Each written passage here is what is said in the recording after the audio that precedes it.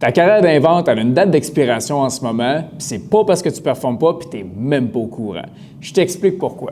J'ai eu un appel cette semaine avec un membre de GoVente qui voulait, qui est devenu membre de GoVente, mais une de ses questions dans l'appel que j'avais eu avec lui, c'était est-ce que ma job dans le domaine des ventes est à risque actuellement? C'est un gars qui fait du présentiel, donc qui fait des ventes carrément dans du présentiel directement dans un magasin. Puis c'était vraiment sa question. Puis c'est une question pertinente parce que, premièrement, je pense que ça démontre un bon niveau de conscience, donc d'awareness, de comme qu'est-ce qui se passe dans le domaine avec l'évolution technologique, tout ça. On voit, exemple, il y a des concessions automobiles, des Mercedes de ce monde qui ferment pour amener des postes plus remote, tout ça. Fait qu'on voit qu'il y a quand même beaucoup de changements. Puis avec l'avenue du remote closing, on voit que les choses bougent beaucoup. Puis surtout avec l'avenue des AI également, bien, les choses évoluent encore plus vite. Je pense que c'est une question vraiment légitime qui demande beaucoup de conscience de comme qu'est-ce qui est après se passer, puis j'ai les yeux ouverts actuellement sur tout ce qui se passe. Mais de l'autre bord aussi, pourquoi est-ce que je trouve que c'est une excellente question? Bien, c'est parce que je me la fais poser souvent par les membres de GoVente activement dans les coachings. C'est des discussions qu'on a, puis parallèlement, il y a même des coachings dans l'onglet qui s'appelle Univers de la vente, là, qui parle de tout ça, donc l'évolution de la communication, du marketing, de la vente. On recule dans les 50 dernières années, puis on revient jusqu'à aujourd'hui, puis on fait des projections dans le futur. Donc bref, c'est un sujet qui me parle énormément, puis je pense qu'il est super important quand tu es dans les ventes, parce que la réalité, c'est que c'est ta carrière.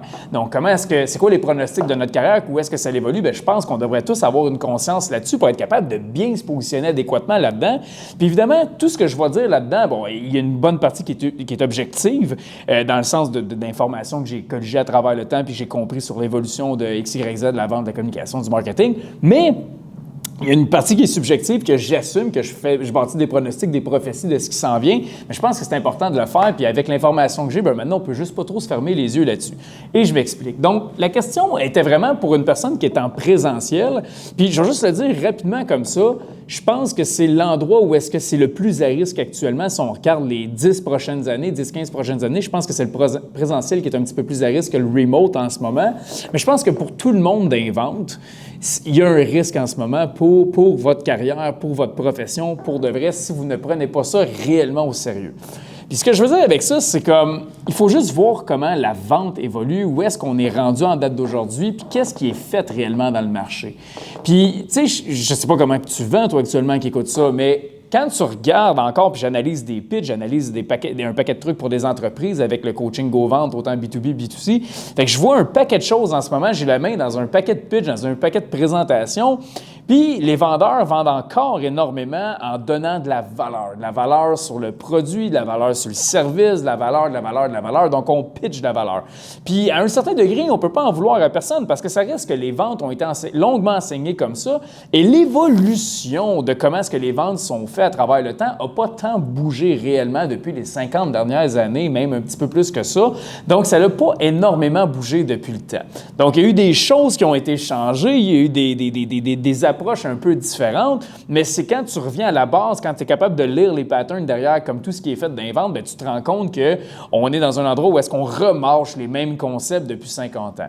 Le problème avec ça, c'est tout simplement que bien, la communication des humains a énormément évolué dans les 50 dernières années. Faites juste y penser, vous et moi. Est-ce qu'on est des meilleurs communicateurs? En fait, est-ce que les nouvelles générations, les jeunes en ce moment, je ne connais pas les générations Gen Z, whatever, les termes, mais les nouvelles générations actuellement, des gens qui ont 18, 19, 20 ans, est-ce que vous pensez qu'ils communiquent aussi bien qu'une personne qui a 40 ans puis qu'une personne qui a 70 ans? On ne va pas faire une généralité ici, mais une chose qu'on voit, c'est que la communication a perdu énormément en fait, les gens ont perdu beaucoup de moyens de communication. Ce que je veux dire, c'est qu'ils ont perdu l'habileté de le faire facilement et aisément dans n'importe quel contexte parce que tout évolue. Tu recules vers 50 ans ou même juste avant ça, juste mon temps, j'ai 33 ans, je recule back then. Je veux dire, quand ma mère avait besoin de farine pour une recette de gâteau, j'avais pas le choix de courir 4 maisons à droite pour aller cogner à la porte et aller demander de la farine à ma voisine de 4 maisons. Donc, toutes les interactions, c'était toujours entre les humains réellement, concrètement. Puis, au bout du compte, en fait, tout nécessitait une interaction avec un être humain. Il fallait que tu prennes le téléphone pour appeler n'importe où. Il fallait que tu cours à la maison de ta voisine pour savoir si elle avait de la farine à te passer pour la recette de gâteau de ta mère. Il fallait que de l'autre bord, pour aller voir si ton ami pouvait jouer avec toi, il fallait que tu pique une traite au bout de la rue avec ton vélo pour aller voir si Antoine était disponible à jouer avec nous autres. Donc, bref, l'idée, c'est qu'on avait énormément d'interactions, puis ça faisait vraiment juste partie prenante de qui on était, puis juste de la culture qu'on avait. Et tu regardes en date d'aujourd'hui, bien, la communication est extrêmement limitée. En fait, pas limitée dans un sens, mais c'est super cool ce qui s'est passé. C'est comme, je peux parler avec n'importe qui, n'importe où sur la planète Terre, à n'importe quel moment de la journée, puis il peut me répondre en temps réel. Je veux dire, c'est un avancement de débile comparativement à quand j'étais kid. La seule chose avec ça, c'est que de l'autre bord, bien, les interactions humaines sont coupées au maximum. Tu vas à l'épicerie, tu peux prendre la caisse sans service, donc self-serve que tu te sers toi-même, donc tu ne parles pas à une caissière. Quand tu appelles pour ta pizza, tu peux même lui demander de la dropper devant ta porte pour être certain de ne pas parler avec le livreur parce que, mon Dieu, c'est stressant de parler avec le livreur. Donc, bref, je pense que vous le voyez sans que je parle de tout ce qui a changé à travers le temps. Bien, en fait, je vais juste le dire comme ça, mais pour communiquer comment on sent, on s'envoie des emojis, on s'envoie des memes, on s'envoie des réels pour communiquer des aspects de notre vie. Donc, bref, on voit qu'il y a une évolution énorme en fonction de la communication. On communique vraiment plus de la même manière. Puis où est-ce que je m'en vais avec ça? Bien, c'est que les gens ont perdu l'habileté de bien communiquer entre eux autres. Mais de l'autre bord, la vente, elle n'a pas changé. On pitch de la valeur, La communication, elle a changé. Quand tu recules, il y a 50 ans, tu regardes le nombre de messages marketing vers lesquels on était exposés. On était exposé à environ de 500 à 800 messages marketing dans une journée. Ça, c'était la moyenne. Puis en date d'aujourd'hui, on est rendu à entre 10 et 15 000 messages marketing auxquels on est exposé. En fait, tout est du marketing. Il y a du marketing partout, des brands partout, sans arrêt. Donc, le marketing a évolué énormément, puis là, on ne va pas rentrer dans... Ça pourrait être un autre podcast, mais comme le cerveau a évolué à travers ça, a développé des mécanismes de défense avec autant blasté de marketing, la communication a évolué, mais pas dans un sens où est-ce qu'on est devenu vraiment meilleur. La communication est devenue plus accessible partout sur la planète, mais on a perdu l'habilité de bien communiquer à l'oral. Puis la vente, on est resté pas mal au même endroit. Puis cet endroit-là, si on recule dans le passé, puis c'est ça qui est intéressant, c'est que pourquoi est-ce qu'on fait des pitchs de valeur tout le temps? Pourquoi on parle de valeur? Quand tu recules, là, à peu près 5 ans, en fait, faites juste regarder les grandes guerres. Comme après les grandes guerres, qu'est-ce qui se passait? On était dans le monde de l'innovation. Donc, je veux dire, c'était la première fois que la télévision arrivait, c'était la première fois que la télévision en couleur arrivait, c'était la première fois qu'un réfrigérateur arrivait. On était dans l'innovation sans arrêt. Et donc, en étant dans l'innovation, ça faisait juste plein de sens de parler de valeur avec tes clients parce que, premièrement, tu étais le seul qui détenait l'information spécifique sur les innovations d'un réfrigérateur, par exemple. Tu étais le seul qui avait l'information réellement. Donc, le client n'avait pas le choix de te faire confiance. Puis, ça faisait juste du sens. Tu connaissais quelque chose qui n'existait pas, qui n'avait pas d'information nulle part dessus. Donc, il te donnait de la valeur. Puis, c'est comme ça qu'une vente se produisait. Même chose avec la télévision. Si ça venait de sortir une TV couleur, c'est une innovation. Donc, bref, on était dans le monde de l'innovation. On a connu tellement d'avancées dans cette période-là, dans ces périodes-là, que ça faisait vraiment du sens que les ventes soient faites comme ça. Maintenant, quand on regarde où on est rendu avec le marketing en date d'aujourd'hui, bien, je n'ai pas besoin de vous le dire, mais je vais le dire pareil pour être certain qu'on voit les mêmes choses tout le monde ensemble.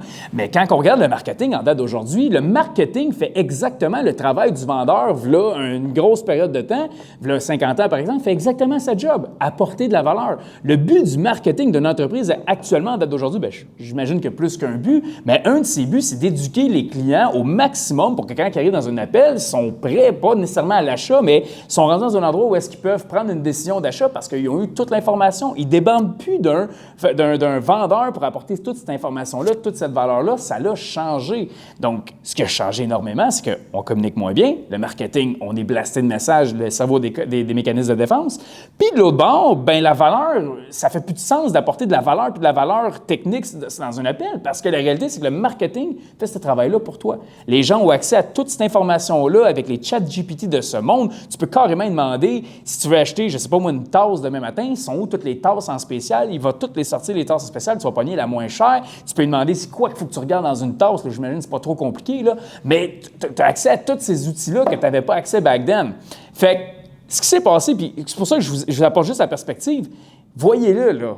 Si vous êtes présentement à apporter de la valeur, vous pensez que vous devez apporter de la valeur, puis que le problème, c'est parce qu'il n'y a pas eu assez de valeur, parce que je l'entends tellement souvent, comprenez juste d'où que ça vient, puis comprenez où est-ce que vous êtes rendu. Puis si présentement, tu es la personne qui apporte de la valeur, puis tu t'es fait dire d'apporter de la valeur, puis que s'il n'a pas acheté, c'est parce qu'il n'y a pas assez de valeur, j'espère que tu le vois bien. Ça fonctionnait il y a 50 ans, c'est normal que ça ne fonctionne plus en date d'aujourd'hui. La réalité en arrière de ça, c'est que ça a évolué, mais pas la manière de vendre. Tout a évolué, sauf ça. Fait que c'est important de le voir. Fait que si en ce moment tu vois ça, tu es comme Chris, ça y est moins ça, PA, ça me parle, bien viens-t'en dans GoVente, viens-t'en dans le groupe privé gratuit sur Facebook, je vais t'aider avec ça parce que c'est plus ça qu'on doit vendre en date d'aujourd'hui. La valeur est là, puis de juste ramener de la valeur sur la table, ça fait quoi? Tu as de l'air juste d'un typique vendeur, tout simplement. Donc, ben oui, l'autre typique vendeur qui m'apporte la valeur que j'avais déjà eue au préalable par l'entremise de ChatGPT, Google and everything.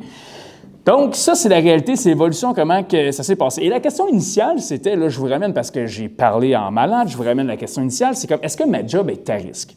Et la réponse, c'est oui et c'est non en même temps, tout dépendamment de comment, à quel point est-ce que tu prends ta carrière, ta profession à cœur, puis que c'est important pour toi. Puis où est-ce que je m'en vais avec ça, c'est les gens qui vont comprendre ce que je viens de dire, là, qui vont comprendre que la valeur dans un appel de vente en 2025 et les années qui vont suivre, puis plus les années vont avancer, pire ça va être, ce phénomène-là. Mais les gens qui ont compris que la valeur n'est plus, dans un appel n'est plus en fonction de ce que tu apportes comme information technique sur ce que tu vends, mais bien la valeur va être à quel point est-ce que c'est important pour le client de régler sa situation puis que se sente compris, écouté dans cette interaction-là. Les gens qui vont comprendre ça, c'est les gens qui n'auront jamais de problème avec leur carrière. Parce que de la place pour des tops, il va toujours en avoir. Pour les meilleurs, il va toujours en avoir. Puis mon pronostic, d'où est-ce que ça s'en va tout ça quand on voit vraiment le marché évoluer en ce moment, c'est qu'il va juste rester de la place pour les meilleurs, tout simplement. Fait que si on parle, exemple, d'un magasin de meubles, bien, il y a peut-être 300 magasins de meubles du même brand de meubles à travers le Québec, mais ça se peut qu'il reste juste 3 succursales dans 15 ans. Dans ces 3 succursales-là, ça va prendre encore du monde en présentiel parce que je doute fortement que dans 15 ans, tu ne veux pas aller t'asseoir le steak sur un sofa avant de l'acheter, avant de dropper 5 000 dans un sofa. Je pense que tu veux peut-être aller l'essayer pareil. Même chose avec un matelas, malgré qu'ils sont rendus avec des belles mécaniques pour vendre en ligne, à mon avis, avec les politiques de retour et tout ça, ça évolue vraiment vite si vous n'êtes pas aware en ce moment. Mais je pense qu'il va toujours avoir de la place pour certaines concessions. Tu sais, encore une fois, je parle d'une voiture. Ça serait cool avant de mettre 100 000 dans un char, d'aller l'essayer, ou peu importe le montant, mais comme ça serait cool d'aller l'essayer avant, je peux vraiment le comprendre. Mais ce qu'il faut comprendre avec ça, c'est que ça va évoluer, puis on le voit déjà, il y a des succursales qui ferment parce que ça coûte extrêmement cher aux entreprises d'avoir des succursales. Donc, ce qui va se passer, puis le changement qu'on est déjà après vivre en ce moment, c'est que oui, il y a des emplois qui se perdent, mais ce n'est pas les meilleurs qui perdent leur emploi. C'est ce que j'appelle, il n'y a pas d'appellation à ça en réel, mais c'est tous ceux qui sont en bas des meilleurs. Donc, ceux qui prennent ça comme une job, ceux qui prennent ça comme un emploi, je me suis ramassé dans les ventes par défaut finalement. Les gens qui le prennent comme ça, puis qui n'évoluent pas, puis qui n'apprennent pas, puis que, bref, leur perspective ne change pas, bien, ils vont toujours rester dans cette strate de vendeurs-là qui ne sont pas le meilleur, ne sont pas le pire, sont corrects, mais en étant corrects avec où est-ce que le marché s'en va, tu vas finir par être éliminé, puis tu le sais même pas. Puis c'est pour ça que je disais au début, même si tu performes, parce que quand tu es dans le milieu du leaderboard, tu n'es pas mauvais, tu n'es pas un problème pour l'entreprise, tu n'es même pas à risque de perdre ta job dans l'optique que le marché ne évolue pas, puis que ça reste tel quel comme aujourd'hui, ce qui n'est absolument pas après se produire en ce moment. Donc, c'est là où est-ce qu'on en est. C'est comme ça que le marché évolue, puis c'est pour ça que je dis, bien, puis, tu sais, je ne suis pas après vendre GoVente. Là. Tu peux t'éduquer de la manière que tu veux. Il y a tellement de ressources gratuites en ce moment. Tu peux faire ce que tu veux, mais il faut que tu mettes une attention particulière à ton éducation, à ta croissance personnelle dans ce domaine-là, puis de changer les perspectives. Parce que je te dis, si tu es pogné sa valeur en ce moment, dans 10 ans d'ici, ça va être extrêmement difficile de te trouver une job parce qu'il y a du monde qui va avoir compris une game différente en ce moment. Puis ces gens-là vont toujours être dans les tops de leaderboard parce que c'est ça que les gens recherchent en 2025. Ils crave. Avec l'évolution du marketing, avec l'évolution de la communication, puis à quel point qu'on a de moins en moins d'interactions sociales quotidiennement, l'humain est une bête sociale à la base fondamentalement. Si on enlève les interactions sociales, on enlève quelque chose qui est très important dans un être humain. Bien, ce qui se passe à travers ça, c'est que si vous êtes dans un endroit où est-ce que vous n'êtes pas capable d'amener une personne à se sentir comprise et écoutée à travers comment est-ce que vous travaillez, ce qui est la majorité de la manière que les gens travaillent en vente, bien, le problème avec ça, c'est que vous allez toujours rester en arrière. Vous allez juste toujours rester en arrière, puis à un moment donné, bien, la job va partir. Fait que c'est un peu l'évolution que je vois en ce moment. Je pense qu'on n'est pas en retard en ce moment si vous écoutez ça. Je pense justement que c'est le bon moment. C'est le bon moment de s'ouvrir les yeux puis de traiter votre job comme une carrière, comme une profession, comme le mastery of something. Ça a un début. Hein? Vous avez commencé dans les ventes, vous avez appris des choses, vous les appliquez en ce moment. Bien là, c'est le temps d'évoluer. Le mastery of something, c'est que ça a un début puis ça n'a pas de fin. Fait que vous avez la chance de le faire. Vous avez la chance d'entendre ce podcast-là en ce moment puis de vous ouvrir les oreilles puis les yeux puis de changer ça. Fait que, bottom line, Je pense qu'il y a bien des vendeurs qui sont à risque. Je pense qu'il y a d'autres vendeurs qui ne sont pas à risque. Puis il n'y en a pas autant des tops que du médium, donc le in-between. Mais je pense qu'il y a un risque pour ta carrière si en ce moment tu ne réalises pas ce que je t'apprête à dire en ce moment. Puis encore une fois, c'est une prophétie. L'idée, c'est de t'aider. Tu peux prendre les chemins que tu veux pour t'améliorer. Mais on en est là en 2025 puis pour les années qui suivent.